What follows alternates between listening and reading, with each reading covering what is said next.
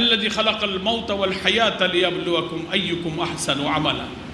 মৃত্যু এবং জন্ম দুটোই আল্লাহ তাআলা সৃষ্টি করে স্থির করে রেখেছেন, একটাই উদ্দেশ্য যে সংক্ষিপ্ত হায়াতের মধ্যে 30, 40, 50, 60, 70, 80 বছরের একটা সংক্ষিপ্ত জীবনে সব জন্ম আর মৃত্যু স্থির আল্লাহই সৃষ্টি করেছেন। সময় নির্দিষ্ট করে একটা পরীক্ষার জন্য আল্লাহ আমাকে এখানে পাঠিয়েছেন। কি পরীক্ষা? লিয়াবলুয়াকুম আইয়ুকুম আহসানু আমালা। চরিত্র, আমল, কাজ, আখলাকের দিক থেকে এই পৃথিবীর পরীক্ষা নিরীক্ষার মধ্যে কে শ্রেষ্ঠ প্রমাণিত হতে পারে সেই পরীক্ষা দেওয়ার জন্য আল্লাহ তাআলা আমাদেরকে এখানে পাঠিয়েছেন। ফলে আপনার সন্তান, আপনার স্বামী, আপনার ভাই ইমানের এই পরীক্ষায় উত্তীর্ণ হয়ে সবচেয়ে শ্রেষ্ঠ মরণ, শাহাদাতের মরণের সৌভাগ্য সে অর্জন করেছে। ইমানের পরীক্ষায় সে উত্তীর্ণ হয়েছে। ফলে আপনার আফসোসের কিছু নেই। একথা ঠিক, স্বজন হারালে যার বুক খালি হয়ে যায়, যার যায় সেই বোঝে তার কি জ্বালা। মানুষের কথায় তার হৃদয় তৃপ্তি হয় না, কিন্তু আল্লাহ তাআলা তাকে আবার সবর দেন। এই 20, 50, 60 বছরের মায়ার জালে আল্লাহ আমাদেরকে আটকে রেখেই পরীক্ষা করেছেন। আপনি যদি একটু পরীক্ষায় সবর করেন যে না, আমার স্বামী, আমার ভাই, আমার সন্তান হক এবং ন্যায়ের পক্ষে লড়াই করতে গিয়ে জীবন দিয়েছে, এই বিশ্বাস আপনি রাখবেন।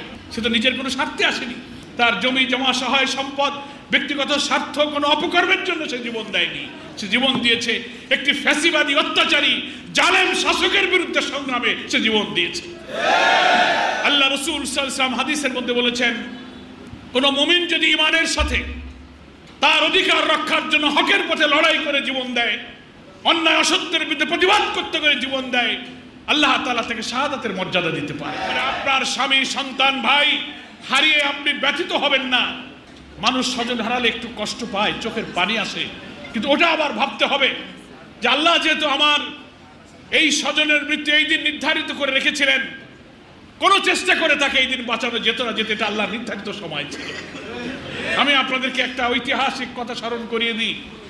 আমাদের সাবেক আমিরে জামাত শহীদ মাওলানা মতিউর রহমান নিজামীকে কারাগারে ফাঁসিতে ঝুলিয়ে হত্যা করা হয়েছিল, সবাই জানেন আপনারা। আমাদের এই প্রিয় শহীদের আত্মীয় স্বজন যে রাত্রিতে তাকে ফাঁসিতে ঝুলানো হবে, সেই রাত্রিতে তার পরিবারের সদস্যরা, স্ত্রী, সন্তানেরা তার সাথে বিদায় সাক্ষাৎ করতে কারাগারের মধ্যে এসেছিল।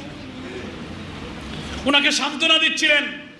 কিছুক্ষণ পর যার ফাঁসি হয়ে যাবে, তার সন্তান, তার স্ত্রী, তার আপন জনের অশ্রুসিক্ত হয়ে তার পিতাকে, স্বামীকে তারা সান্ত্বনা দিচ্ছিলেন। শহীদ নিজামী তাদেরকে পাল্টা সান্ত্বনা দিয়ে বলেছিলেন যে দেখো, আল্লাহ পাক আমার রব, আমার মৃত্যু যখন নির্ধারিত আছে, সেই মৃত্যুর সময় হয়ে গেলে আমি কারাগারে থাকি অথবা বাইরে থাকি, আমার মৃত্যু কেউ ঠেকাতে পারবে না। আমরা সেই আন্দোলনের সেই নেতার উত্তরসূরি, নাকি বলেন? এটাই ঈমান, এটাই তাকদীর। ফলে আপনি আপনার মনকে সান্ত্বনা দিন। এই দিনে আল্লাহ নির্ধারিত এই ফয়সালা, সারা পৃথিবী একদিকে গেলে এই ফয়সালা থেকে কেউ রেহাই দিতে পারে না। আর যার মৃত্যু নির্ধারিত ছিল না, হাজার চেষ্টা করে তাকে কেউ হত্যা করতে পারবে না। এটাই নাম হচ্ছে তাকদীর। ফলে আপনার যাকে আপনি হারিয়েছেন, তিনি দুনিয়াতেও সফল হয়েছেন, আখিরাতেও সফল হয়েছেন, নাকি বলেন? এই মৃত্যু সম্মানের মৃত্যু, এই মৃত্যু ইজ্জতের মৃত্যু। দুনিয়াতে তো কত মানুষ মারা যায়, চোর ডাকাত মারা যায়, সড়ক দুর্ঘটনায় মানুষ মারা যায়, হাসপাতালে বিছানায় শুয়ে মানুষ মারা যায়। কতজন সেই সব মৃত্যুকে স্মরণ করে, কিন্তু আপনার সন্তান, আপনার স্বামী, আপনার ভাইয়ের মৃত্যু আজকে দুনিয়া নয়, দেশের কোটি কোটি মানুষ শ্রদ্ধার সাথে স্মরণ করছে। এই অত্যাচারী ফ্যাসিবাদ বিরোধী আন্দোলন ইতিহাস একদিন লেখা হবে। সেই ইতিহাসে আপনার সন্তান, স্বামী, ভাইয়ের নাম স্বর্ণোজ্জ্বল অক্ষরে লিখিত থাকবে। যুগ যুগ ধরে স্মরণ করবে। আপনি চলে যাবেন, আমি চলে যাব, কিন্তু আপনার স্বামী, আপনার সন্তান, আপনার পিতাকে এই জাতি স্মরণ করবে, দুনিয়া স্মরণ করবে। ফলে আপনি আর কি চান? বেঁচে থাকার তো কোনো উপায় নেই, মরতেই যেতে হবে। সেই মরণই ভালো, যে মরণ মর্যাদার মরণ, সম্মানের মরণ।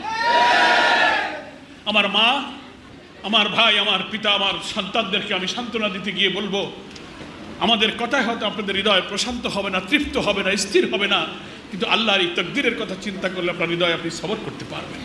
আরেকটি উপকার আছে। আল্লাহ রাসূল আরেকটি হাদিসে বলেছেন, কোনো আপনজনের মৃত্যুর পর সে যদি আহাজারি করে ছটপট না করে, আল্লাহর এই সিদ্ধান্তে অসন্তুষ্ট না হয়ে আল্লাহর ফয়সালায় খুশি হয়ে আলহামদুলিল্লাহ বলে, আল্লাহ রাসূল বলেছেন জান্নাতের মধ্যে ওই সবরকারী জন্য একটা ঘর নির্মাণ করা হবে, তার নাম হবে বাইতুল হামদ। আপনি শহীদ পরিবারের সদস্য হয়ে যদি সবর করতে পারেন, আল্লাহর এই ফয়সালায় আপনি খুশি থাকেন, হতে পারে আল্লাহ রাজি হলে ওই বাইতুল হামদের অধিকারী আপনিও হতে পারবেন ইনশাআল্লাহ। তাই আপনি সবর করুন। আপনি দেখছেন আমার স্বামী তো আমার সামনে নেই, আমার সন্তান নেই, আমার বাপ নেই, তাহলে সে মরে গেছে না। আল্লাহ বলছেন সে মরেনি, সে বেঁচে আছে। কিভাবে বেঁচে আছে?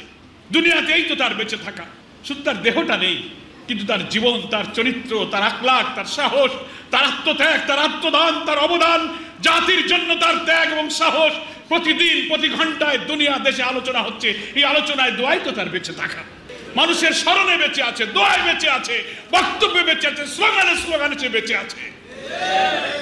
চিরদিন সে বেঁচে থাকবে। আর মৃত্যুর সাথে সাথে আল্লাহ রসুল বলেছেন, কোন শহীদ যদি কবুল হয়ে যায়, তার শরীর থেকে রক্ত জমিনে পড়ার আগেই আল্লাহ তার গুনাহ মাফ করে দেন। জান্নাতের মধ্যে তিনি সবুজ পাখি হয়ে ভ্রমণ করেন। আলহামদুলিল্লাহ।